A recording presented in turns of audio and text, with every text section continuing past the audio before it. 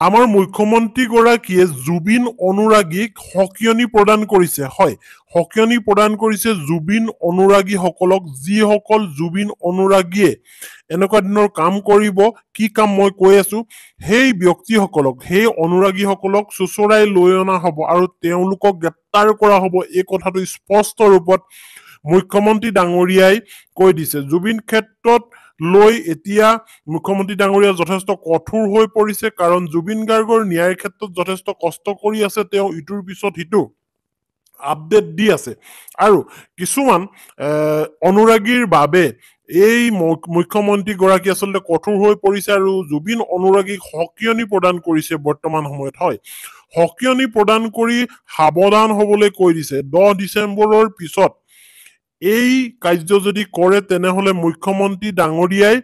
সেই ব্যক্তিসকলক যি জুবিন অনুৰাগী সেই অনুৰাগীসকলক চুচৰাই আনি গ্ৰেপ্তাৰ কৰি জেললৈ প্ৰেৰণ কৰা হ'ব এনেকুৱা ধৰণৰ কথাও বৰ্তমান সময়ত ওলাই আছে হয় মুখ্যমন্ত্ৰীগৰাকী আচলতে এক প্ৰকাৰ ক্ৰোধিত হৈ পৰিছে যে জুবিন গাৰ্গৰ সেইসকল অনুৰাগীৰ ওপৰত হয় কিছু অনুৰাগীৰ ওপৰত জুবিন গাৰ্গৰ যিসকল মিছা অনুৰাগী হয় যিসকলে মিছা অনুৰাগী হৈ দেখাইছে নাটক কৰিছে সেই অনুৰাগীসকলৰ ওপৰত আচলতে মুখ্যমন্ত্ৰীগৰাকীয়ে আচলতে ক্ৰোধিত হৈ পৰিছে আৰু ক্ৰোধিত হৈ পৰি এনেকুৱা ধৰণৰ সিদ্ধান্ত লৈছে যে জুবিন মিছা অনুৰাগীয়ে যদি এনেকুৱা ধৰণৰ কাম কৰে তেনেহলে তেওঁলোকক চুচৰাই আনি গ্ৰেপ্তাৰ কৰা হ'ব পুলিচক তেওঁ অৰ্ডাৰ দিব এতিয়া কোনসকল অনুৰাগী সেই অনুৰাগীসকল সাৱধান হৈ যাওক যিসকল অনুৰাগীয়ে এতিয়া জুবিন ক্ষেত্ৰত গৈ অনৈতিক কৰ্ম কিছুমান কৰি আছে যিসকলে জুবিন ক্ষেত্ৰলৈ গৈ জুবিনৰ অনুৰাগী বুলি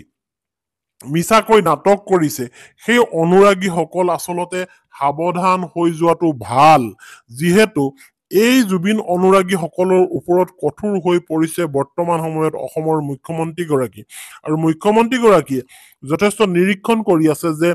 জুবিন ক্ষেত্ৰত কিছুমান অনৈতিক কৰ্ম হ'বলৈ ধৰিছে দিনে নিশাই আৰু সেই অনৈতিক কৰ্মৰ বিৰুদ্ধে তেওঁ বৰ্তমান সময়ত মাত মাতিছে আৰু কৈছে যে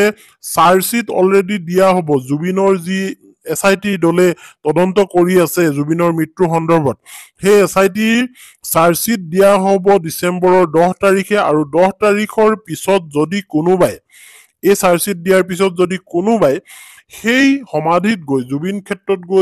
ক্ষেত্ৰৰ সমাধিত গৈ কোনোবাই যদি মদ ঢালে কোনোবাই মদ্যপান কৰি যদি উদ্ভণ্ডালি কৰে তেনে ব্যক্তিক আচলতে পুলিচৰ হতুৱাই চুচৰাই আনি এৰেষ্ট কৰা হ'ব গ্ৰেপ্তাৰ কৰা হ'ব এই কথা মুখ্যমন্ত্ৰীগৰাকীয়ে সদৰি কৰিছে আৰু এতিয়া সেইসকল ব্যক্তি সাৱধান হৈ যাওক যিসকল ব্যক্তিয়ে জুবিন ক্ষেত্ৰলৈ মদ্যপান কৰি যায় বা যাম বুলি ভাবিছে আৰু যিসকল ব্যক্তিয়ে জুবিন গাৰ্গৰ সমাধিত গৈ এনেকৈ মদ ঢালি তেওঁক আপ্যায়িত কৰিম বুলি ভাবিছে সেইসকল অনুৰাগী আচলতে সাৱধান হৈ যাওক ধন্যবাদ